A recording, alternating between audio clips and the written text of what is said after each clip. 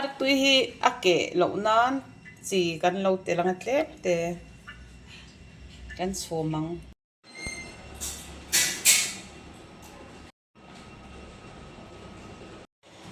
Artui le alu dania le bakhor tomato so thing purun var purun sen chuan chi ayeng pa ngai le chili powder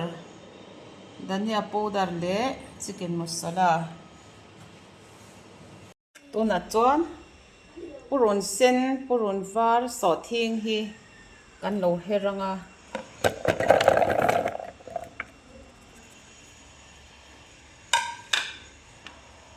kan lo her dip don ni tuna chuan purun sen purun var le so thing kha kan lo hera dip dar lo deuh hlekin ka herani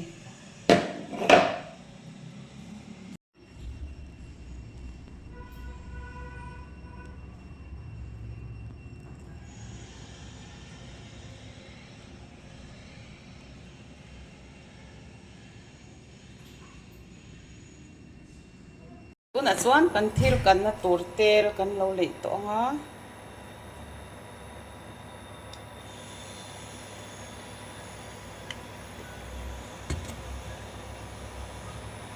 kan tel lo min ta a purun var purun sen le so thing kha kan lo thak anga tam tak lo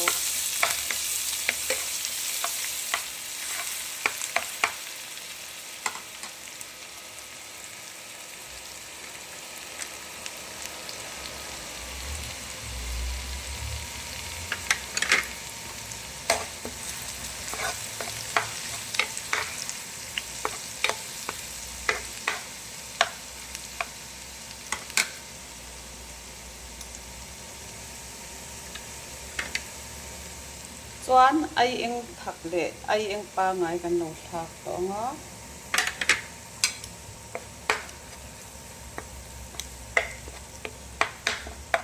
ai eng masala hi a u hi la om khopa hei hi kan lo thak le anga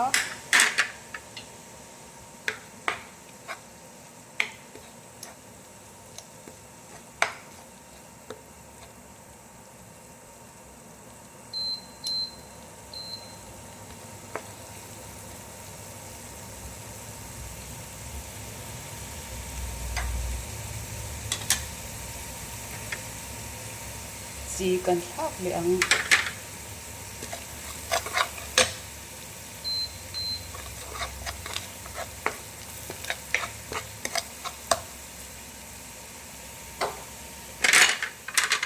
chuan purun sen purun var so thing tam zawk kha kan lo thak to anga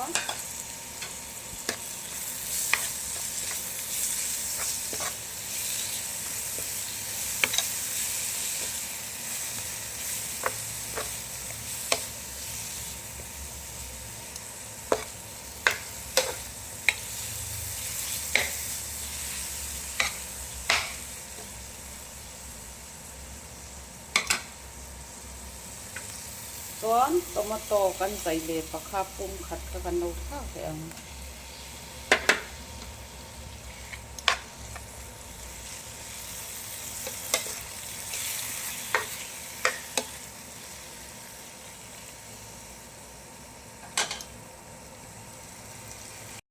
mei kha medium ma kan da anga chu lo chuan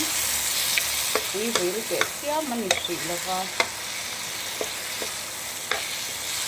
a ut alam tin la ani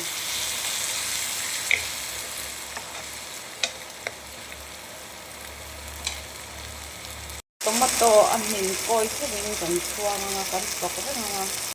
na chuan sauce hi kan lo telanga an tui hop na fian khatin o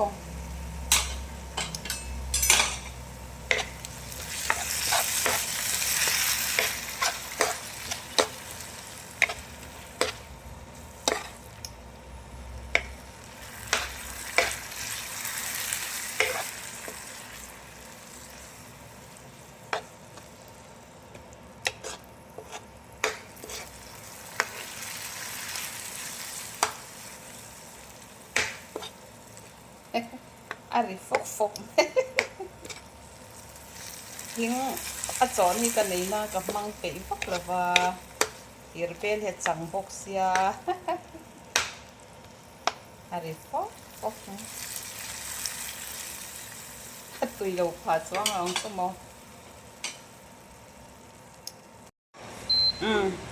una chuan tui tem kan lo lei so ha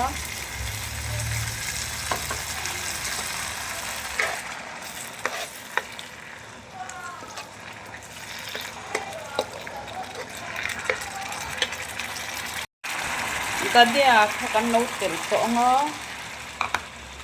chuan ba khor kan tel le anga Artui facing ya siam hi mo te lutuk sai ti tui đủ lutuk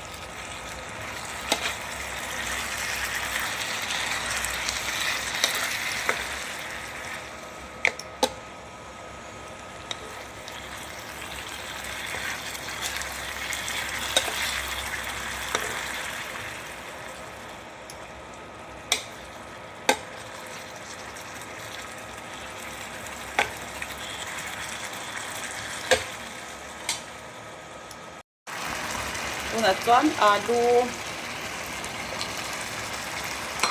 nấu tha ka nga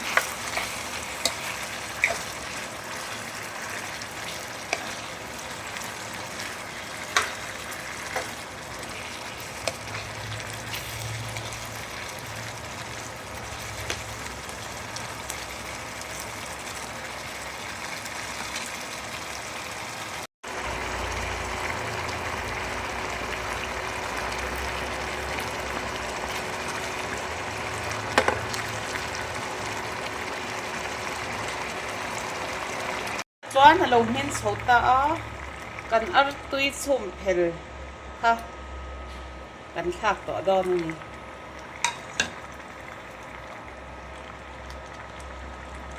tui ve thei lu to sin